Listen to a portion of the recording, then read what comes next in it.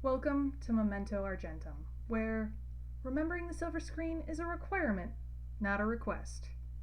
I will be your host, E. Lin, and allow me to tell you a musical tale.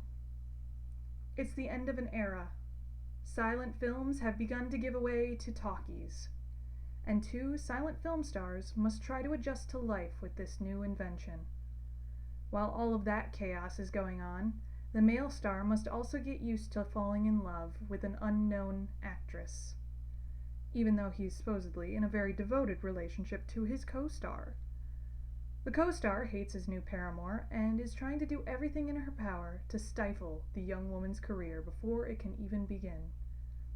Couple all of this with dancing, singing, and some of the catchiest tunes, and this film is something that has lasted for over 50 years, and I wouldn't be surprised if it lasted for another 50.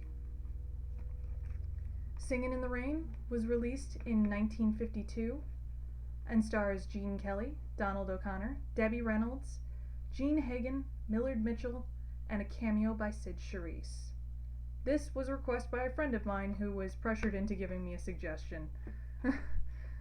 Because why not? She decided to do that, and I don't have a problem with that because I love Singin' in the Rain. So even though it's kind of basic, it's a classic basic for a reason. I will also state that when rewatching this, I got Gene Hagen confused with Judy Holliday from Born Yesterday so hard. They look almost identical. They sound almost identical. They look like everything about them. Gene Hagen was clearly borrowing themes from Judy Holliday. Like, it's clear. I do apologize for thinking that, because I did do a review of Born Yesterday earlier. I ended up taking it down because actually the sound quality was terrible, but I'm hoping that anyone who saw it and was like, that's not the same chick from Singin' in the Rain, what are you doing, understands that I did get them mixed up, because they are basically identical. I also want to acknowledge that although I love the music, and I grew up on this movie, actually, I'm going to do a quick aside. I grew up on this musical. I love this musical. I grew up on Gene Kelly as much as I did Fred Astaire, and I love them both. Both of them came up with some great movies, and I really genuinely love the soundtrack for this, as well as the musical numbers. Be that as it may, I have to also acknowledge the fact that the use of the title song was in Clockwork Orange by Stanley Kubrick. Like, he used the title song from this movie in one of the more iconic scenes of that movie. And I have a little bit of a problem with that because it's a song about a man in love. But nothing can be done. Kubrick was a little too talented at creating movies that people seem drawn to. I don't agree with his choice, but I do admit it's an iconic scene.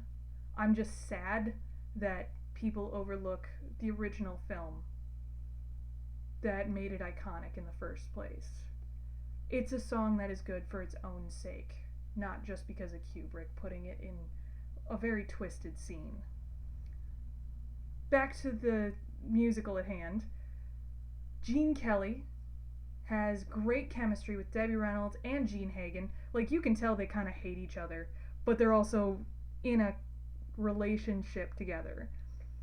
Donald O'Connor you can totally buy as a best friend of Gene Kelly for years. Like, the way that they bounce ideas off of each other, it's very childhood friend kind of vibe. The choreography is obviously good. It's got some of the really good dance numbers.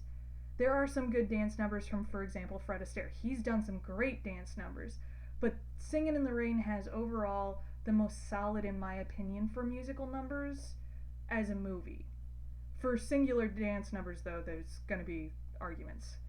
I obviously would say that anyone who's a musical theater geek or anyone who loves musicals, if you haven't seen this, what are you doing with your life? You should see this film. This film is iconic for a reason, and I can't say enough good things about it. My opinion is that this is worth seeing. Honestly, even if you're not that big on musicals, you might enjoy it. If you can appreciate athleticism in regards to the choreography, you might be able to enjoy this even though there's musical numbers. I think that it is totally worth people's time. If you enjoyed my reviews, as short as they are, go ahead and hit that subscribe button. If you enjoyed it enough that you want to show some true love, go ahead and visit my Patreon. Speaking of which, shout out to Amanda. Thank you so much. I totally appreciate you trying to support me. I am planning on doing Xanadu next, so that's a bit of a change.